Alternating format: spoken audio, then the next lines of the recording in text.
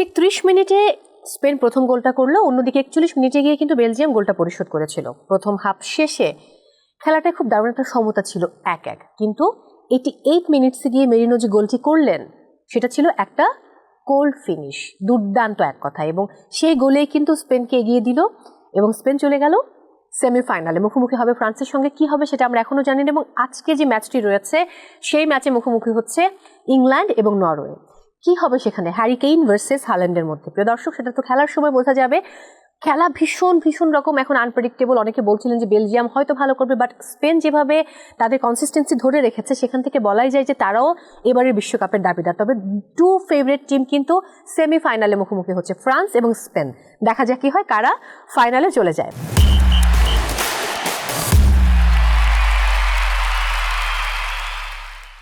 সবাইকে ওয়েলকাম করছি telecast presence TVS match অ্যানাটমিতে। সঙ্গে রয়েছে মো, আর আমাদের সঙ্গে আছেন জাতীয় দলের ফুটবলার তপু বর্মা। যেখানেই নিরাপদ লেনদেন সেখানেই টেলিক্যাশ। টেলিক্যাশ, নিরাপদ লেনদেন নিমিষেই। কেমন আছেন? জি আপু, ভালো আছেন? খুব ভালো আছি। লাস্ট ম্যাচ কেমন দেখলেন? অনেকে বলেছে যে বেলজিয়ামের যতটা ভালো খেলার কথা ছিল ততটা ভালো খেলেনি, বাট আমার কাছে মনে হয়েছে ফার্স্ট হাফ পর্যন্ত অন্তত খুব ভালো খেলেছে বেলজিয়াম। না, আসলে আপনার ভালো তো অবশ্যই খেলেছে, আর হয়তো বা স্পেনের মতো হরও অ্যাটাক করতে পারেনি, কিন্তু তারা আসলে তাদের যে গেম প্ল্যানটা ছিল সেটাতে কিন্তু তারা অ্যাকচুয়ালি, আপনি অলরেডি বলেছেন যে 41 মিনিটে গোলটা পায়। আসলে তাদের যে 14টা গোল হয়েছে, 14টা গোলের মধ্যে 7টা গোলে এসেছেন এরকম সিচুয়েশন থেকে, ক্রসিং সিচুয়েশন থেকে। তো আমি বলবো যে তারা ফার্স্ট হাফটা খুব ভালোই করেছে আপনি। হ্যাঁ, আসলে সেকেন্ড হাফে যেহেতু আপনি ধরেন একটা মানসিকতার একটা ব্যাপার থাকে, যেটাতে আমরা সবসময় দেখি যে আসলে স্পেন বল পজিশনে অনেক থাকে। এই ম্যাচও আপনার 605টা টাচ করেছেন, 665টা টাচ, মানে এটা কিন্তু আসলে 314। আসলে বল পজিশন সামটাইম ম্যাটার করে না আপু। আসলে আপনি রেজাল্টটা ভেরি ইম্পর্টেন্ট। আপনি কোয়ার্টার ফাইনালে খেলছেন যে আসলে আপনি 600 বা 700 টাচ করলেন, ম্যাচ হেরে গেলেন, ওইটাতে কিছুই হলো না। এবং শর্টস অন টার্গেট কিন্তু দাদা ছিল ওখানে 8 স্পেনের, অন্যদিকে বেলজিয়ামের 2। বাট বেলজিয়ামের আমার কাছে প্রথম হাফ শেষে মনে হয়েছে খেলাটা হয়তো এভাবেই শেষ হবে, টাই ব্রেকারে গড়াবে সম্ভবত, কিন্তু 88 মিনিটে এসে মেরিনো পুরো ব্যাপারটাকে। না, আসলে আপনি যদি মিকেল মেরিনোর কথাটা এখানে নিয়ে আসেন, আমার মনে হয় যে হি ইজ দ্য গায় যে কিনা স্পেনকে 2 ম্যাচেই জয়সূচক গোলটা করিয়েছে এবং দলকে দেখেন রাউন্ড অফ 16 থেকে কোয়ার্টারে এনেছেন, কোয়ার্টার থেকে এখন সেমিফাইনালে। আসলে দেখেন স্পেন টিমে এরকম লেভেলের প্লেয়ার যারা কিনা আপনার ইংলিশ প্রিমিয়ার লিগের চ্যাম্পিয়ন টিমে খেলে, আর্সেনালে খেলে মিকেল মেরিনো, কিন্তু সেইখানের প্লেয়ারকে সে আপনার লাস্ট 10 মিনিট 15 মিনিটের চান্স পাচ্ছে, কিন্তু আসলে তার কি কনসেন্ট্রেশন এবং কতটুকু মনোযোগী থাকে সে আসলে দেখেন 85 মিনিট পর্যন্ত মাঠে নামে না, যখনই তাকে নামানো হয় সে উইনিং গোল করছে। মানে এইটা অল অ্যাবাউট মেন্টালিটি। আপনি যখনই সুযোগ পাবেন আপনার দেশের জন্য নিজের সেরাটা দেওয়ার চেষ্টা করে এবং দেয়। তো আমি বলবো যে আসলে ম্যাচটা যে এতটাও আপনার একতরফা ম্যাচ হয়নি, হয়তো বল পজিশনে বেশি, কিন্তু বেলজিয়াম আসলে আমরা দেখেছি যে ডোকো আসলে কোন লেভেলের ফুটবল খেলেছেন, ডি ব্রুইনা আসলে ইনজুরির জন্য উঠে গিয়েছে 81 মিনিটে। আসলে আপনি যদি তাদের স্ট্রাইকারের কথা বলেন, তো আসলে ওভারঅল ম্যাচটাকে তারা একটা ফাইটিং হিসাবেই খেলতেছিল, কিন্তু আসলে স্পেন। হ্যাঁ, স্পেন। আপনি যখন আর্সেনালের প্রসঙ্গ টানলেন, আমি ভাবছি লাস্ট চ্যাম্পিয়ন লিগের ফাইনালে আর্সেনাল এত ভালো খেললো, বাট পিএসজি কিন্তু জিতে গেল ট্রাইব্রেকারে। আমি পিএসজি সাপোর্টার, বাট আর্সেনালের খেলা দেখে মনে হচ্ছিল যে আর্সেনালের জেতা উচিত, যেটা সত্যি না। আর্সেনাল আসলে মানে শুরুটা খুব ভালো করেছে, কাই হাভার্টস একদম ভেরি আর্লি গোল করে ফেলেন। তারপরে আসলে পিএসজি তো একটা ডিফারেন্ট লেভেলের প্লেয়ার, তারা ম্যাক্সিমাম আপনার অ্যাটাকিং ফরমেশন ফুটবলে খেলে, এবং সেখানে বলবো যে ট্রাইব্রেকারে যে কোনো টিম জিততে পারে। হয়তো বা আপনি ইউ আর ভেরি লাকি আপনার টিম চ্যাম্পিয়ন হয়েছে, বাট অলসো আনলাকি আমার টিম চলে গেছে বিশ্বকাপ থেকে। আপনার টিম জানি কোনটা? ব্রাজিল। আচ্ছা, আমি জানি আপনি আর্জেন্টিনার সাপোর্টার। যাই হোক, সেই প্রসঙ্গে যাব না আমরা আবার একটু স্পেন প্রসঙ্গেই থাকি। লামিন ইয়ামালকে কেমন দেখছেন? রদ্রি বা পেড্রি প্রসঙ্গে আমি পরে যাব। না, Lamine Yamal I think last ম্যাচে ম্যান অফ দি ম্যাচ হয়েছে। এক্স্যাক্টলি। আসলে একটা প্লেয়ার হয়তো 18 বছর মাত্র বয়স, 18 বছর, 16 বছরে সে ইউরো কাপ জিতেছেন 2024-এ। আসলে তার পারফরমেন্স আমার কাছে মনে হয় যে গত 4টা ম্যাচ থেকে গতকালের ম্যাচটা আসলে আমার কাছে বেশি ভালো লেগেছে, কারণ তার আসলে ফার্স্ট ম্যাচে সে খেলতে পারেনি, একটা ইনজুরির সমস্যা ছিল। ইনজুরি থেকে আসার পর একটা রিদমে আসতে সময় লাগে, এটা নর্মাল বিষয়, এটা আসলে সবাই আমরা জানি বুঝি। কিন্তু গতকালকের ম্যাচটা সে অনেকটাই এফেক্টিভ ছিল এবং অনেক থ্রেট ছিল। আপনি তো সব ম্যাচ দেখেন এবং আপনার না, আমি কালকের ম্যাচও দেখেছি, ভিডিও অ্যানালাইসও দেখি মাঝে মাঝে।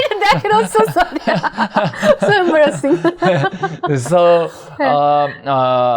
সে তার সেরাটা দেওয়ার চেষ্টা করেছে, ইভেন দো সে নট একবার দুইবার তিনবার মেনি টাইম ডি বক্সে ঢুকে শুটের অ্যাটেন্ড নিয়েছে, শুট করেছেন, ক্রস করেছেন, কাটব্যাক করার চেষ্টা করেছেন। ওভারঅল যদি তার 4 ম্যাচ থেকে আমার কাছে 5 নম্বর ম্যাচটা খুবই খুবই অ্যাক্টিভ মনে হয়েছে ইয়ামেলকে। বাট আমার কাছে মনে হচ্ছিল লামিন ইয়ামাল আরেকটু গোল পেলে বোধহয় ভালো হতো। আসলে আপনি হয়তোবা খেয়াল করেছেন, যখন অ্যাসিস্ট করার কথা বলছেন, না, ইয়ামেল যখন বল পায় দেখবেন যে 3টা প্লেয়ার তাকে ক্লোজ ডাউন করে। তাদের লেফট ব্যাক ডোকো, তার সাথে নাম্বার 8 পজিশনে যে খেলে মিডফিল্ডার, 3জন মিলে একটা আর কি কম্বো সিস্টেমে তাকে প্রেস করে। সেখানে কিন্তু ভেরি ডিফিকাল্ট। অন্যদিকে সম্ভবত 76 মিনিটসে নামানো হলো নিকো উইলিয়ামসকে। হ্যাঁ, আমি ভেবেছিলাম হয়তো নামানো হবে না, যখন নামানো আমার ভালোই লাগছিল যে ওকে লাস্ট সম্ভবত দুটো ম্যাচ খেলেনি, এবং তখন তাকে নিয়ে আমরা আলাপও করতে পারিনি, কারণ তিনিও একজন দারুণ প্লেয়ার। না, আপনি যদি দেখেন তার আসলে পারফরমেন্স, স্পেশালি অ্যাথলেটিকো দি ক্লাবে, এবং আসলে যদি 2024 সালে ইউরো কাপের পারফরমেন্স তার দেখেন, তার তখন 21 বছর ছিল, ইয়ামেলের তখন 16 বছর। এই দুইজনের কম্বিনেশনে কিন্তু আপনার স্পেন ইউরো কাপটা জিতে। ইয়ামেল দুর্দান্ত গোল করে এগেনস্ট ফ্রান্স, নিকো উইলিয়ামও দুর্দান্ত খেলেছেন এবং তার সাথে 3-4টা গোল করেছেন। তাদের যেই মানে উইং প্লেটা আমার কাছে মনে হচ্ছে এই বছর লেফট সাইড দিয়ে কম হচ্ছে। আচ্ছা, যেই জায়গাটায় নিকো উইলিয়াম খেলে সেই জায়গায় হয়তো নিকো উইলিয়ামের যে পেস, তার যেই বল কন্ট্রোল, তার যেই মানে ফার্স্ট টাচ, এই জিনিসটা আসলে আমরা কম দেখছি। তো যদি সে থাকতো হয়তো ওভারঅল আমরা সবসময় যেটা দেখি যে উইং প্লে, উইং থেকে ক্রস করা, কাটব্যাক করা এখনো হচ্ছে, কিন্তু সেই তুলনায় অনেক কম। আপনি যখন কাউন্টার অ্যাটাকে যাবেন, নিকোর মতো প্লেয়ার, ইয়ামেলের মতো প্লেয়ার, এই দুইজন প্লেয়ার কিন্তু দে আর ভেরি ফাস্ট এবং ভেরি কোয়ালিটিফুল প্লেয়ার। 1 ভার্সেস 1 তারা 100% বিট করবে এবং বিট করে গোলে কনভার্ট করবে। তো এই যে ব্যাপারটা, এটা কিন্তু এইবারের ওয়ার্ল্ড কাপে আমার কাছে একটু কম মনে হচ্ছে স্পেনে। ট্রু, এটা ট্রু। অন্যদিকে রদ্রি পেদ্রি, এই দুজনের এই কম্বিনেশনটাও চমৎকার, যে একজন ডিফেন্সিভ মিডফিল্ডার, অন্যজন অ্যাটাকিং মিডফিল্ডার। না, আমি প্রথমত রদ্রির ব্যাপারটা নিয়ে আলাপ করতে চাই। আসলে রদ্রি একটা লং পিরিয়ড অফ ইয়ার বলেন, প্রায় 10 মাস পরে ইনজুরি থেকে ফিরেছেন, ফিরে ম্যান সিটির হয়ে এই সিজনে ম্যাচ খেলেছেন। তারপরও লাস্টের দিক দিয়ে কিছু ম্যাচ গার্দিওলা তাকে স্টার্টিং 11-এ রাখেনি, কিন্তু সে স্পেনে এসে আসলে যেই রদ্রিকে আমরা দেখেছি ব্যালন ডি'অর জিতেছে, সেই রদ্রিকে আমরা আবার পুনরায় দেখতে পাচ্ছি। আসলে তার যে ইনভলভমেন্ট, স্পেশালি ডিউরিং ম্যাচে, আপনি তাকে কোথায় দেখেন না সেটা আমার একটা প্রশ্ন। সে আপনার অ্যাটাকিং বক্সে যে কালকে অ্যাটেন্ডও করেছেন, একটা কাটব্যাকে শুট করেছে, ডিফেন্ডার না হলে গোল, সেটা একদম গোল হয়ে যেত সেটা। হ্যাঁ, গোল হতো। তো তার অ্যাটাকিং অ্যাপ্রোচে অংশগ্রহণ দেখছি আমরা, তাকে নাম্বার 8, নাম্বার 6, নাম্বার 4, 5 সব পজিশনে তাকে দেখছি। আসলে যে তার যেই ডিফেন্সিভ একটা ব্যাপার, সেটাতে সে 100%লি এফোর্ট দিচ্ছে, তার সাথে যেটা ball position, he is the guy number 6, 2টা সেন্টার ব্যাক কোভাসিচ এবং তার সাথে লেপার্তে, এবং সে এলো নাম্বার 6 পজিশনে। এই 3জন প্লেয়ারের যে কম্বিনেশন, এটা এলো মূল ব্যাপার স্পেনের। তার উপরে যদি আপনি পেদ্রিকে নিয়ে আসেন, পেদ্রি হয়তো গত ম্যাচে স্টার্টিং 11-এ খেলেনি, তার একটি ইনজুরির ঝুঁকি ছিল, গ্রোয়িংয়ে প্রবলেম ছিল, কিন্তু সে যখনই নেমেছে মাঠে আরও ডমিনেশন বেড়ে গেছে। কারণ অ্যাটাকিং জোনে আসলে পেদ্রি এরকম একটা প্লেয়ার যে কিনা দেখবেন সর্ব জায়গায় সে আছে, তার ইনভলভমেন্ট পুরাটা জোনেই থাকে, নট অনলি উইথ বলে, দেখবেন উইদাউট বলে সর্বপ্রথম সে যে প্রেস করে। এই যে ব্যাপারটা, এটাকে স্পেন কালকে আমার কাছে মনে হয়েছে বেলজিয়াম থেকে এগিয়েছিল। গ্রেট, বাট বেলজিয়ামের লুকাকো, মানে বেলজিয়ামের ইতিহাসের সর্বোচ্চ গোলদাতা তিনি, আমার তার জন্য একটু মন খারাপই লেগেছে। না, আমার তো মন খারাপ লেগেছে যে থিবো কর্তো আসলে যখন বসে গেলেন, আসলে ইজি একটা গোল গোলকিপার হাত থেকে ফসকে গেল এবং সেটাই মিকেল মারিনো গোল দিল। গোল দিয়ে আসলে এটা মিকেলের থেকে এবং আমার আপনি চিন্তা করুন যে বলটা যাচ্ছে উনি আটকে দিলেন, মিকেল মেরে দিল, রিবাউন্ডে এসে হ্যাঁ, মেরে মেরে দিল। দিলেন। না, যেটা আপু আসলে আমরা হয়তো ডি ব্রুইনাকে, লুকাকু, কর্তোয়াকে হয়তো বা নেক্সট ওয়ার্ল্ড কাপে আমরা দেখবো না। এই যে তাদের যে লেগেসি, আপনি লুকাকুর মেবি 92 গোল, বেলজিয়ামের ইতিহাসের সর্বোচ্চ স্কোরার, ডি ব্রুইনার যে লেগেসি, আপনার তার যদি কেরিয়ার দেখেন, সে শুধু ওয়ার্ল্ড কাপ বাদে সবই জিতেছেন। তো আমি বলবো যে আসলে বেলজিয়ামের টিমটা আসলে আমি বলবো আনলাকি। তাদের গোল্ডেন জেনারেশন 2018 সালে আপনার তারা সেই টিমটা নিয়ে আপনার ধরেন জিততে পারেনি।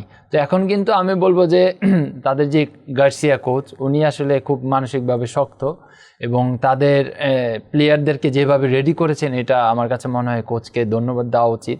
এবং তারা যেভাবে বাউন্স ব্যাক করেছে, আপনি যদি তাদের ফার্স্ট লিগের যদি দেখেন 2টা ম্যাচ ড্র করা, তারপরে আপনার রাউন্ড অফ 32-তে 2 গোল খেয়ে সেনেগালকে 3 গোল দেওয়া, ইউএসএকে রাউন্ড অফ 16-এ 4 গোলে হারানো, এটা কিন্তু আসলে চারটিখানি ব্যাপার না, এটা অল অ্যাবাউট পারফরমেন্স এবং একটা টিম ওয়াইজ ফুটবল খেলা। সেটা তারা আসলে ভালো খেলছে। আপনি বলতে পারেন যে কালকে কিন্তু খারাপ খেলেনি না, তাদের যে প্ল্যান ছিল সেই প্ল্যানে কিন্তু সাকসেস। এখন আপনার প্রতিপক্ষ একটু বেশি কঠিন হয়ে গেছে, কিন্তু এই কঠিন প্রতিপক্ষ মুখোমুখি হবে আবার সবচেয়ে ফেভারিট দলের সঙ্গে, ফ্রান্সের সঙ্গে। এখানে আপনি কিভাবে, মানে আপনার মন্তব্য কি? আমি তো ফেভারিট মানছি না ফ্রান্সকে। ও আচ্ছা, সে ফেভারিট মানছে না। এখনই তো তাহলে তর্ক হবে। আপনার কাছে ফেভারিট কোনটা? আর্জেন্টিনা। ডেফিনেটলি আর্জেন্টিনার সাপোর্টার। আমি আর্জেন্টিনার সাপোর্টার, বাট আপনি যদি হিসাব করেন এখন পর্যন্ত ফ্রান্স আর্জেন্টিনাকে ফেস করেনি। আর ফ্রান্স আপনি হয়তো আর্জেন্টিনা কিন্তু ফ্রান্সকে ফেস করেনি। আপনি হয়তো বলতে পারেন যে আর্জেন্টিনা কাদের সাথে খেলেছে। আমি বলবো যে ওয়ার্ল্ড কাপে কোনো দলে ছোট না। এটা তো আপনি এখন বলবেন, কিন্তু তারপরে যদি আপনি তুলনা করেন যে তারা কিন্তু কোয়ার্টার ফাইনালে খেলবে সুইজারল্যান্ডের সঙ্গে, হ্যাঁ সুইজারল্যান্ড রাউন্ড অফ 16 এ খেলেছে মিশরের সঙ্গে, হ্যাঁ রাউন্ড অফ 32 তে খেলেছে কাবোভার্দের সঙ্গে। মিশর আপনার আফ্রিকান নেশনস কাপ জেতা টিম, কিন্তু আর্জেন্টিনা হেরে যাচ্ছে। হ্যাঁ, তাহলে মিশরকে কিভাবে আর্জেন্টিনার বাকিদের নাম আসবে, আপনি বলেন আগে বলেন। এবং আপনি ফ্রান্সের দিকে তাকান, সেখানে একজন এমবাপ্পে রয়েছে, একজন উসমান ডেম্বেলে রয়েছে, একজন মাইকেল ওলিসে রয়েছে, এবং তাদের বেঞ্চে যে প্লেয়ার গুলো রয়েছে সেটা দিয়ে আরেকটা টিম গঠন করা সম্ভব। বারকোলাও কিন্তু এবারও সে গোল পেয়েছে। এখন যদি আমি আসি যে এই যে টিম ফ্রান্সের এবং স্পেনের যে টিম রয়েছে, লামিন ইয়ামালদের বা নিকো উইলিয়ামসদের, কেমন হবে এই লড়াইটা সেমিফাইনালে? না, আসলে সবচেয়ে বড় ব্যাপার হলো যেটা আমরা বুঝি এবং ফুটবল সেন্সে বলে যে আপনার ডিফেন্স যদি ঠিক থাকে তাহলে আপনার টিমটা পুরো মোটিভেটেড থাকে, যেটাতে আসলে স্পেন এবং ফ্রান্স উভয় টিমই স্পেশালি ডিফেন্সিভলি খুবই ভালো করেছে। ফ্রান্স এখন পর্যন্ত আমার মনে হয় না গোল কনসিড করেছে, কিন্তু গত ম্যাচে স্পেন একটা গোল কনসিড করেছে। কিন্তু সব কিছু মিলিয়ে আমার কাছে মনে হয় যে ম্যাচটাকে আপনি কখনো 60-40 করতে পারবেন না, এটাকে 50-50 ধরতে হবে। এবং ম্যাক্সিমাম প্লেয়ারে আপনি যদি দেখেন সব টপ টিমে খেলে, আপনি বার্সেলোনার ম্যাক্সিমাম প্লেয়ার আছে, অ্যাথলেটিকো দি ক্লাবের প্লেয়ার আছে, অ্যাথলেটিকো মাদ্রিদের প্লেয়ার আছে, আপনার সেখানে রিয়ালের প্লেয়ার আছে। যদি ফ্রান্সের হিসাব করেন চৌমেনি, এমবাপে, আপনি যদি পিএসজির ম্যাক্সিমাম প্লেয়ার আছে। তো আমার মনে হয় যে আসলে ম্যাচটাকে ডিসাইড করবে, ধরেন কিছু চান্স পাবে আপনি। এই যে যেরকম যে স্পেন জার্মানির সাথে অন টার্গেট 8টা, বেলজিয়ামের সাথে 8টা রেখেছে, এই 8টা রাখারাখি হবে না, সেই জায়গায় দেখা যাবে 2টা-3টা, সেই 2টা-3টার মধ্যে কে গোলে কনভার্ট করতে পারে সেই টিমটা জিতবে। কিন্তু আপনি যদি মিডফিল্ড প্রসঙ্গে আসেন, আমার কাছে মনে হয় যে মোবিলিটির দিক দিয়ে স্পেন এগিয়ে থাকবে। আমি জানি না, আমার কালকে এক ধরনের ব্যাপার মনে হচ্ছিল, যে টিমকে আমরা খুব ভালো দেখি সেই টিম তো গিয়ে বিশ্বকাপ জেতে না আলটিমেটলি। স্পেনকে নিয়ে একটা ভয় হচ্ছিল যে স্পেন কি জিতে যাবে তাহলে, কারণ এবারে বিশ্বকাপের শুরুতে এরকমটা বলেছিলাম যে স্পেন কিংবা হয়তো পর্তুগাল বিশ্বকাপ জিততে পারে। পরে আমি আবার আমার ভাষণ পরিবর্তন করেছি যে না, ফ্রান্স কিংবা আর্জেন্টিনা হতে পারে, কিন্তু আমার মনে হচ্ছে না স্পেন হতে পারে। ওই জন্য আজকের ম্যাচে চলে আসি, ইংল্যান্ড ভার্সেস নরওয়ে।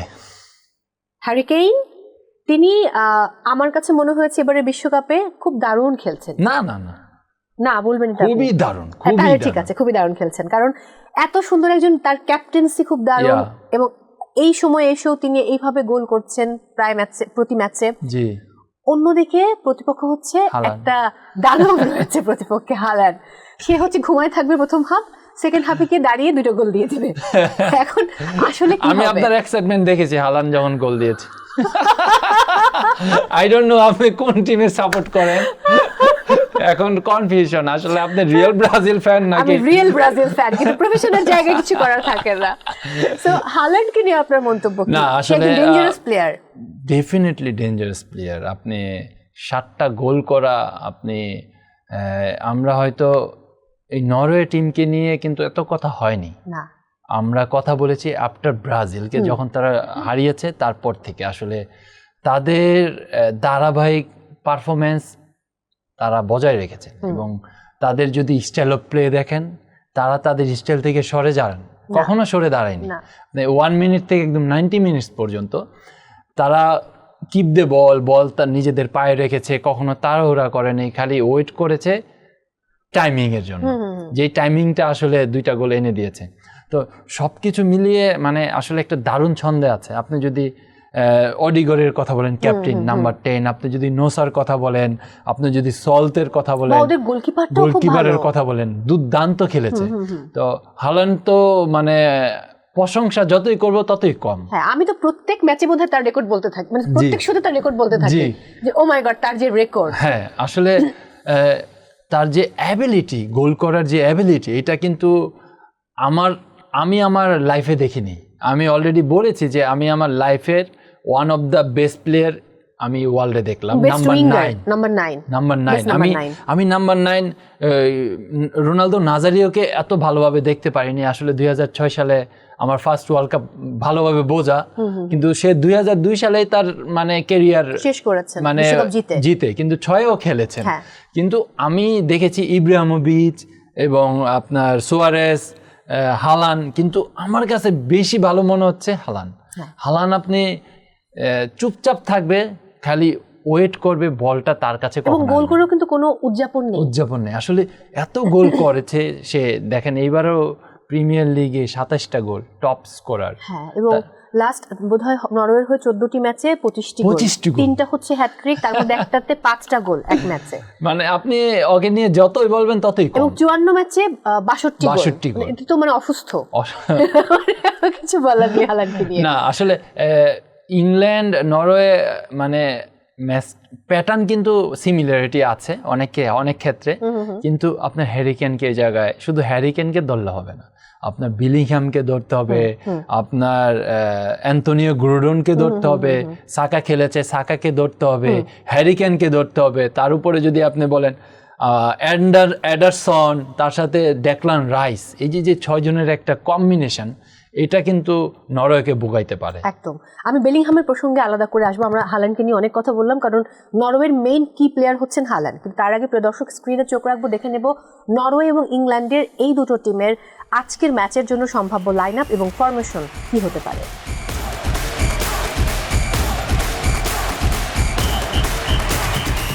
এবারে বেলিংহাম প্রসঙ্গে আসি। এবারের ওয়ার্ল্ড কাপে তিনি গোল অ্যাসিস্ট করেছেন 1টি এবং গোল করেছেন 4টি। হ্যাঁ, যদি একটু তার প্রসঙ্গে আলাদা করে যাই। না, আসলে বেলিংহাম তার যে পার্সোনালিটি এবং তার যেই কনফিডেন্স এবং বিলিভ, সে আসলে আপনি যদি লাস্ট ম্যাচটা দেখেন, স্পেশালি মেক্সিকোর সাথে, আপনি সে 2টা গোল করেছে, তার একটা ডিসাইসিভ সেভ দেখেছেন কিনা আমি জানি না, কর্নার কিক থেকে হেইটে বলটা নামায় দেখ, মেক্সিকোর প্লেয়ার গোল দিয়ে দিবে, সে ডাইভ দিয়ে বলটাকে বলি মেরে আউট করে দেয়, কর্নার করে দেয়। তো এই যে মেন্টালিটি, এটা কিন্তু আসলে এই মেন্টালিটিটা মানে সমগ্র ওয়ার্ল্ডের যত স্পোর্টসম্যান আছে তাদের শিখাচ্ছে। আপনি যে টিমের জন্য স্যাক্রিফাইস, আপনি যে টিমকে এতটা ভালোবাসেন, ওন করেন এবং প্যাশন, এটা আসলে বিলিংহাম এবং হ্যারি কেনকে দেখলে বোঝা যায়। একদম। আপনি বিলিংহামের দেখবেন যে সে কখনো গিভ আপ করবে না, একদম এন্ড অফ দ্য টাইম পর্যন্ত সে ট্রাই করবে, একদম বক্স টু বক্স খেলে। আসলে এই যে এনার্জি লেভেল, এটা আসলে ট্রিমেন্ডাস। বিলিংহাম আসলে যখন আপনার বরুসিয়া ডর্টমুন্ড থেকে রিয়াল মাদ্রিদে যায়, অনেক ধরনের কথা বলেছে তাকে নিয়ে, কিন্তু সে সেখানে যে নিজেকে প্রমাণ করেছে, চ্যাম্পিয়ন্স লিগ জিতেছেন এবং প্রতি ম্যাচে গোল করেছেন ফার্স্ট সিজনে, এবং গোল দিয়ে যে আসলে তার যে সেলিব্রেশন, এটা কিন্তু একটা মানে ব্রিলিয়েন্ট, যেটা হ্যারি কেন এবং বিলিংহ্যাম একসাথে করেছে বিলিংহ্যামের গোলের পরে। তো এই যে একটা কনফিডেন্স ইংল্যান্ড টিমে এখন টোটালি মানে ডিফারেন্ট লেভেল কনফিডেন্স তারা গ্রো হয়েছে। আর তার মানে আপনি এগিয়ে রাখবেন ইংল্যান্ডকে? অবভিয়াসলি ইংল্যান্ডকে আমি এগিয়ে রাখবো। কিছু ক্ষেত্রে আসলে ইংল্যান্ড অনেক বেটার নরওয়ে থেকে, স্পেশালি যদি ডিফেন্সিভলি দেখেন, চারজন আসলে খুবই ভালো, খুবই ভালো। আমি ভাবছি আজকে তোরা 3টায় ম্যাচ, ভোট হবে ভোর 5টায়, যদি এক্সট্রা যায় 6টায়, হ্যাঁ এক্সট্রা গেলে 6টায়। অন্যদিকে কিন্তু আবার আর্জেন্টিনার ম্যাচ রয়েছে 7টায়, সেটা আবার 12 তারিখে, জি অর্থাৎ আজকে তো 11 তারিখ, কালকে ভোর 7টায়। হ্যাঁ, তো আজকে আমরা দেখবো একটা ম্যাচ। হ্যাঁ আজকে দেখবো আমরা একটা ম্যাচ, বাট তারপরেও আমার যেটা মনে হচ্ছে যে নরওয়ের একটা চান্সেস রয়েছে জিতে যাবার। আমি জি না, আপনি যখন এরকম লেভেলের টিম আপনার মানে ফুললি কনফিডেন্সে এখন আছে তারা, এবং আপনার একটা জিনিস ইংল্যান্ডকে মাথায় রাখতে হবে, সেটা হলো আপনি হালান্ডকে যদি 1 মিটার স্পেস দেন, যেটা আমরা দেখেছি ব্রাজিলের সাথে, হ্যাঁ সেকেন্ড গোলটা আসলে তাকে যদি আপনি ফার্স্ট গোলের কথাও আমি বলতে পারি, আপনি যদি তাকে ফলো না করেন, আপনার বডি শেপ যদি মানে প্রপার ওয়েতে না থাকে, দ্যাট মিনস পানিশড। এটা আপনার গাব্রিয়েল, যে কিনা এখন one of the best defender, সে একটু আড়াল হয়েছে, সেইখান থেকে হেড দিয়ে গোল দিয়ে বের হয়ে গেছে হালান্ড। তো হালান্ডকে সবসময় নজরে রাখতে হবে স্পেশালি, এবং তাকে স্পেস দেওয়া যাবে না। এটা হয়তো খুব ভালোভাবে টমাস টুকেল এটা খুব সুন্দর করে এটাকে মানে ব্রিফ করবে, এবং তার সাথে আমার মনে হয় যে যার যে ডিউটি স্পেশালি ডিফেন্সিভলি, এটা অবশ্যই পালন করতে হবে। 3টা থেকে 5টা এই ম্যাচটা হয়তো অনেকে মিস করবে সম্ভবত, আমি জানি না। আমি চাচ্ছি আমি দেখবো, কারণ ভোর 7টায় আবার আর্জেন্টিনার ম্যাচ রয়েছে সুইজারল্যান্ডের সঙ্গে। আর্জেন্টিনা সুইজারল্যান্ড মুখোমুখি হয়েছে 7বার এখন পর্যন্ত, তার মধ্যে 5বার জয়লাভ করেছে আপনার আর্জেন্টিনা এবং 2বার ড্র হয়েছে। সো এই ম্যাচ কেমন দেখবেন? কারণ আমরা দেখেছি কাবো ভের্দে প্রথমবারের মতো বিশ্বকাপ খেলছে, সেই টিমের সঙ্গে আর্জেন্টিনা কিন্তু কানের নিচ দিয়ে গুলি চলে গেছিল। অন্যদিকে মিশরে তো মানে একদম ভয়ঙ্কর অবস্থা। না, আমি কন্ট্রোভার্সি এটা আমি মানি না। যাই হোক, কানের নিচ দিয়ে শুধু আর্জেন্টিনার গুলি যায়নি, কাবো ভার্দে কিন্তু স্পেনকেও গুলি করেছেন, সেটাও কানের নিচ দিয়ে গেছেন। উরুগুয়েকে কিন্তু গুলি করেছেন, কিন্তু ওরা Uruguay Spain, not Argentina. Defending champion হচ্ছে আর্জেন্টিনা, এটাই team. And they had Lionel Messi. আপনার যখন আপনি চ্যাম্পিয়ন হতে যাবেন, আপনি জাস্ট উঠবেন না, আপনি একটু নামতে হবে রোলার কোস্টারের মতো, ঠিক আছে? কিন্তু এবার সুইসদের সাথে কতটুকু কঠিন হবে আর্জেন্টিনার জন্য এই কোয়ার্টার ফাইনাল? না, আসলে ইউরোপের একটা ডিফারেন্ট লেভেল স্টাইল আছে, স্টাইল অফ প্লে। তারা আসলে ফিজিক্যাল ফুটবলটা বেশি খেলার চেষ্টা করে, এবং আমি একটা নিউজ শুনলাম আজকে সকালে, এই সুইজারল্যান্ডের রাইট উইঙ্গার আই থিঙ্ক মানজুবি নাকি, সে ইনজুরি, যে কিনা আর ভালো হলো আর্জেন্টিনার জন্য, কি প্লেয়ার। তো না, আসলে এটা তো পার্ট অফ ফুটবল। আপনি ইনজুরি যে কোনো সিচুয়েশনে হতে পারেন, যে কোনো সময় আসতে পারে, ওইটা আসলে কাউন্টেবল। কিন্তু আমার কাছে মনে হয় যে আমরা সুইজারল্যান্ডকে কিন্তু আপনি যদি দেখেন 2014 সালে হিগুয়েনের গোলে, সেই ওয়ার্ল্ড কাপও তাদেরকে 1-0 গোলে হারিয়েছিল, এবং তাদের রেকর্ড আপনি অলরেডি বলেছেন, 7টার মধ্যে 5টা জিতেছেন, 2টা ড্র করেছেন। সুইজারল্যান্ডের কোনো উইনের কোনো ব্যাপারই নাই। কিন্তু আমার কাছে মনে হয় কি, ধরেন এই ম্যাচটা এত ইজি হবে না। আমি লাস্ট 2টা ম্যাচ খুবই ইজিভাবে বলেছি যে 3-0 গোলে জিতবে, কিন্তু 2 গোল খেয়েছে 2 ম্যাচেই, 2-4 গোল। কিন্তু এই ম্যাচটা আসলে ইজি হবে না, এবং তাদের কোচের ব্রিফিং প্রেস কনফারেন্সে আমি দেখেছি, সে বলেছে যে আসলে আর্জেন্টিনার কোথায় উইক পয়েন্ট আছে সেটা নিয়ে আমরা কাজ করছি, এবং তাদের কোথায় স্ট্রং পয়েন্ট আছে সেটা নিয়ে আমরা কাজ করছি। তো আমরা এটা যে এরকম না তাদেরকে হারাইতে পারবো না, আমরা ওইভাবে প্রিপারেশনে মাঠে নামবো। কিন্তু আর্জেন্টিনা আসলে লাস্ট ম্যাচে যে 11টা খেলেছে, it was the 11 best 11, that's true. এবং কামব্যাক তারাই করতে পারে যাদের ওই স্ট্রেংথ আছে, আর অভিজ্ঞতা অনেক বড় একটা ফ্যাক্টর। সো আমার কাছে মনে হয় গত 2টো ম্যাচের মতো এই ম্যাচটা হয়তো এতটা হাড্ডাহাড্ডি হবে না সামহাউ, আমার ধারণা। আমি জানি না, আমি তো আর ম্যাচ মানে অ্যানালিস্ট না। অ্যাজ অ্যান অডিয়েন্স আমার মনে হচ্ছে যে এই ম্যাচটা আর্জেন্টিনা খুব দারুণভাবে খেলবে। Thank you so much. দেখার বিষয় যে সেমিফাইনালে গিয়ে নরওয়ে নাকি ইংল্যান্ড। দ্যাট মিন্স আপনার পয়েন্ট অফ ভিউতে আর্জেন্টিনা আজকে 100%, মানে 12 তারিখ সকাল 7টায় 100% জিতবে। হ্যাঁ 100% জিতবে। Thank you so much. আমিও এটা চাচ্ছি, আর্জেন্টিনা সেমিফাইনালে আজকে যে জিতবে ইংল্যান্ড বা নরওয়ে তাদের সাথে খেলবে, তার মানে আমরা ফাইনাল খেলছেন, final বিশ্বকাপ খেলছি। জিতছেন। প্রিয় দর্শক, স্ক্রিনে চোখ রাখবো, দেখে নিব আর্জেন্টিনা এবং সুইজারল্যান্ডের সম্ভাব্য লাইন আপ এবং ফরমেশন কি হতে পারে।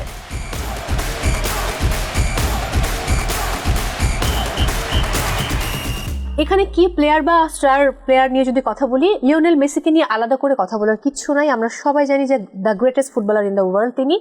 অন্যদিকে যদি এমবোলোকে নিয়ে বলতে বলি, এমবোলো কতটুকু এফেক্টিভ হবে? এমবোলো আসলে দুর্দান্ত খেলছে। আসলে সুইজারল্যান্ডের হি ইজ দ্য গায় যে কিনা আসলে ম্যাচকে ঘুরিয়ে দিতে হ্যাঁ, পারে। দুটো এমবোলো। গোল করেছে, দুটো হ্যাঁ। অ্যাসিস্ট করেছে। আসলে তার ফিজিক্যালি অ্যাপিয়ারেন্সটা অনেক অনেক অনেক অ্যাডভান্টেজ। সে আসলে টল, অনেক স্ট্রেংথ আছে, অনেক মানে বডি খেলার তার প্রবণতা বেশি। তো আমার কাছে মনে হয় যে আর্জেন্টিনার জন্য এমবোলো একটা থ্রেট, কারণ আপনি যদি এরকম লেভেলের প্লেয়ারকে সামলাইতে না পারেন তাহলে কিন্তু একটা প্রবলেম ফেস করতে হবে। তো সেই জায়গায় আমার কাছে মনে হয় যে ধরেন লিসান্দ্রো এবং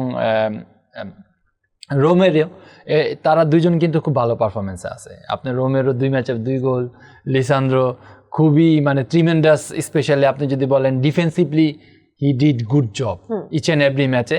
কিন্তু আমার কাছে যেটা বেশি মানে কনসার্নের ব্যাপার সেটা হলো আপনার 2 উইং ব্যাক টেকলোফিকা এবং মলিনা। আসলে এই দুজনের আরেকটু মানে ভালো খেলতে হবে। এই পর্যায়ে এসে আপনার আরেকটু সলিড থাকতে হবে, যেখানে আপনার ধরেন ডিফেন্সিভলি আরেকটু সলিড থাকতে হবে। তাহলে হয় কি, ধরেন আপনি যদি পিছন থেকে পুরো টিমটাকে গাইড করতে পারেন, দ্যাট মিনস আপনি উপরে 6 জন প্লেয়ার আছে, 6 জনের নাম তো বলাই যাইতে পারে, এনজো, মেকালিস্টার, ডি পল, মেসি, আলভারেস, তাই না? প্যারেদেসের পারফরমেন্স যদি আপনি বিবেচনা করেন, হি ইজ টপ, অনেক ভালো খেলেছে। তো সেই ক্ষেত্রে আমি বলবো যে মিডফিল্ড জোনটা আসলে 100% ডমিনেট করবে আপনার সুইজারল্যান্ডের সাথে। কিন্তু সুইজারল্যান্ডের যে ক্যাপ্টেন জাকা, তার অনেক এক্সপিরিয়েন্স,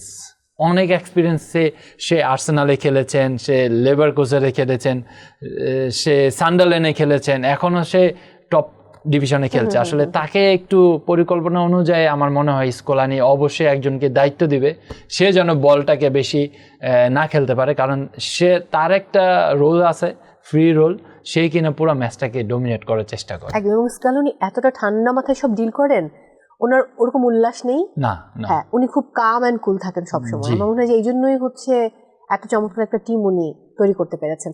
যাই হোক, থ্যাংক ইউ সো মাচ। কি মনে হচ্ছে আর্জেন্টিনা কতগুলো জিততে পারে? ইংল্যান্ড এবং প্রেডিকশন যদি আমাকে বলেন, আমার মনে হয় 3-1 আর্জেন্টিনা। জি। অন্যদিকে ইংল্যান্ড আর নরওয়ের ব্যাপারে ওই ম্যাচটা অনেক ডিফিকাল্ট আপু, ওই ম্যাচ টাই ব্রেকারেও যেতে পারে, ট্রাইব্রেকারে যেতে পারে। কিন্তু আমার কাছে মনে হচ্ছে যে ম্যাচটা ইংল্যান্ড বের করে ফেলবে, যে কোনো সিচুয়েশনে আসুক ইংল্যান্ড জিতবে 2-1 গোলে। আবার ইংল্যান্ডও বিশ্বকাপ নিতে পারে, ইংল্যান্ডও নিতে পারে, বলা যাচ্ছে না, কিছু বলা যাচ্ছে না। যাই হোক, কিন্তু ইংল্যান্ডকে আগে আর্জেন্টিনাকে হারাইতে হবে। অফকোর্স হারাবে, no tension. Thank you so much for coming. আমি বিদায় নিচ্ছি। প্রিয় দর্শক, সময় হয়েছে আজকের মতো বিদায় নেবার। কোনো কিছু সিরিয়াসলি নেবেন না, যে দল ভালো খেলবে তারাই বিশ্বকাপ জিতবে। সো আমরা ভালো ফুটবলের পক্ষে, সবাই ভালো থাকুন। আর যেহেতু খুবই টাইট দুটো ম্যাচ দেখতে হবে, রাত 3টা থেকে 5টা, অন্যদিকে সকাল 7টা থেকে 9টা, সো অবশ্যই একটু আগে ঘুমিয়ে নেবেন আর ম্যাচ দেখবেন। আর অবশ্যই থাকবেন টিভিএস এর সঙ্গে। আপনারা দেখছিলেন daily cash presence TVS match anatomy.